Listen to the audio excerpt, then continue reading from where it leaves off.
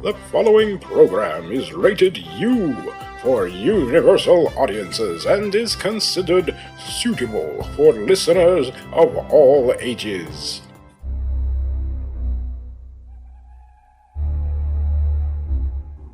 Ghost Train. Written by the Reverend Wilbert Audrey.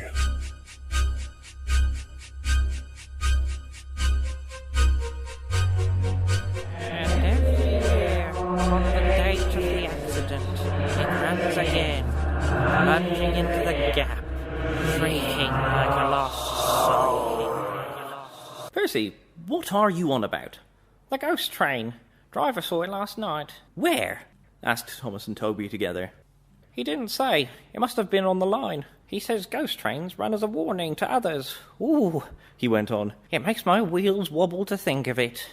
Pooh, said Thomas. You're just a silly little engine, Percy. I'm not scared. Thomas didn't believe in your ghost, said Percy next morning. His driver laughed. Neither do I. It was a pretend ghost on the television. Percy was disappointed, but he was too busy all day with his stone trucks to think about the ghosts. That evening he came back light engine from the harbour. He liked running at night. He coasted along without effort, the rails humming cheerfully under his wheels and signal lights changing to green as he approached. He always knew where he was, even in the dark. Crow's Farm Crossing, he chuntered happily. It shan't be long now. Sam had forgotten that Mr. Crow wanted a load of lime taken to 40-acre field. When he remembered, it was nearly dark. He drove in a hurry, bumped over the crossing, and sank his cart's front wheel in the mud at the field gate. The horse tried, but he couldn't move it.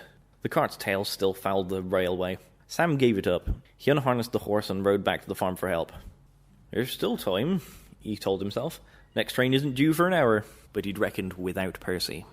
Percy broke the cart to smithereens, and lime flew everywhere. He found no one at the crossing, so he went to the next signal box. "Hello," said the signalman. "What have you done to Percy? He's white all over." Percy's driver explained. "I'll see to it," said the signalman. "But you'd better clean Percy or people will think he's a ghost." Percy chuckled. "Oh, do let's pretend I'm a ghost and scare Thomas. That'll teach him to say I'm a silly little engine." On the way, they met Toby, who promised to help. Thomas was being oiled up for his evening train, when Toby hurried in saying, "Percy's had an accident." "Poor engine," said Thomas. "Botheration, that means I'll be late." "They've cleared the line for you," Toby went on. "But there's something worse." "Out with it, Toby," Thomas interrupted. "I can't wait all evening." "I've seen something," said Toby in a shaky voice. It looked like Percy's ghost. It said it was coming here to warn us." "Pooh, who cares? Don't be frightened, Toby. I'll take care of you." Percy approached the shed quietly and glided through it. "Beep, beep, beep, beep," he shrieked. As had been arranged, Toby's driver and fireman quickly shut the doors. "Let me in, let me in," said Percy in a spooky voice. "No, no," answered Toby.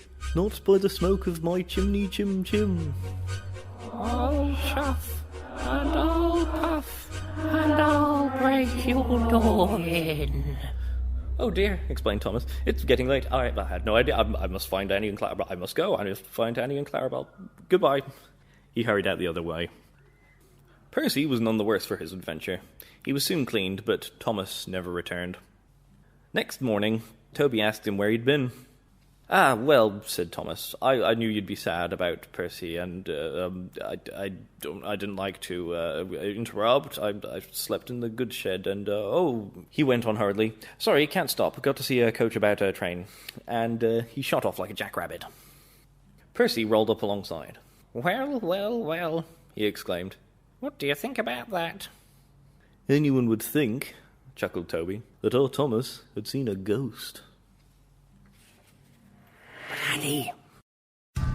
You have been listening to a fan production for Dream Realm Enterprises. This is a not-for-profit program.